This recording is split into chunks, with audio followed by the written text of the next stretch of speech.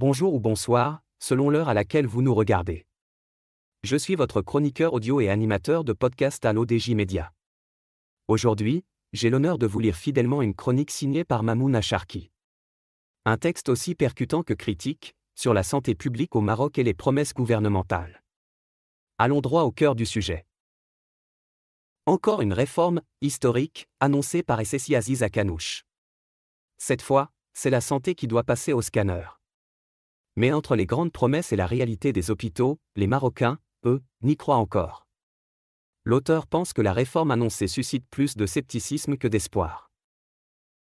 Plus de budget, plus de béton, plus de promesses. SSI Aziz Akanouche a dégainé les chiffres comme on sort une ordonnance, 65% d'augmentation du budget santé en 4 ans, presque 33 milliards de dirhams pour 2025, des milliers de postes créés, des CHU en chantier partout.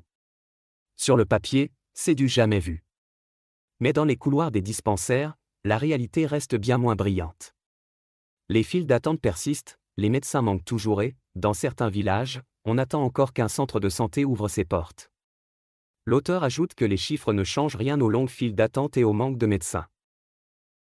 Oui, 949 centres de santé auraient été rénovés et 5 nouveaux CHU sont en construction. Mais à quoi servent des murs neufs si les soignants sont débordés ou absents ? Les habitants des petites villes et des campagnes le disent, on veut des médecins, pas juste des bâtiments. À Rabat, par exemple, la reconstruction de l'hôpital Ibn Sina fait rêver sur le papier, mais pour les familles qui patientent des heures aux urgences, la modernité se fait attendre. L'auteur affirme que la priorité des citoyens est d'abord l'accès aux soins, pas l'esthétique des bâtiments.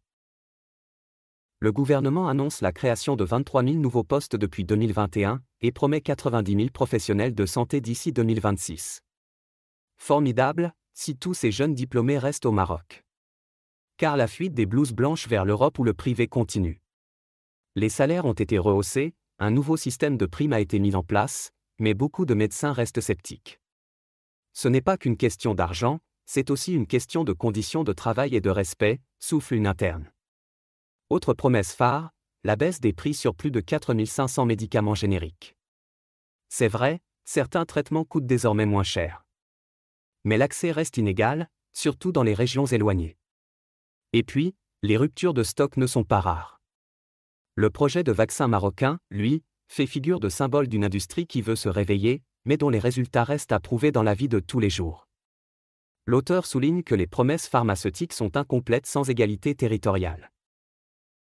Le gouvernement mise gros sur la digitalisation, dossier médical partagé, facturation intégrée, big data pour la recherche.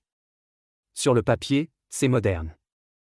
Mais pour beaucoup de patients, le vrai défi, c'est déjà de décrocher un rendez-vous ou de trouver un spécialiste. Entre la promesse d'un système 2.0 et la réalité de la paperasse, il y a encore un monde. L'auteur note que le fossé entre la vision 2.0 et la réalité du terrain reste béant.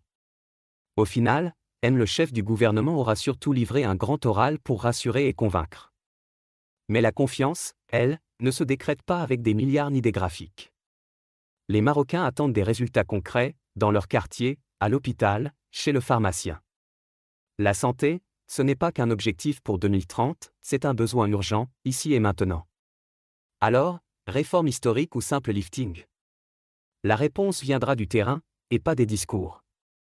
L'auteur conclut que seule l'expérience quotidienne des Marocains confirmera ou non l'efficacité des réformes.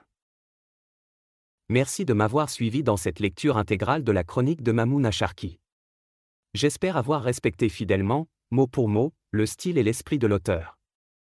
Je vous donne rendez-vous très bientôt pour une nouvelle chronique audio, toujours dans le ton libre et engagé de l'ODJ Média.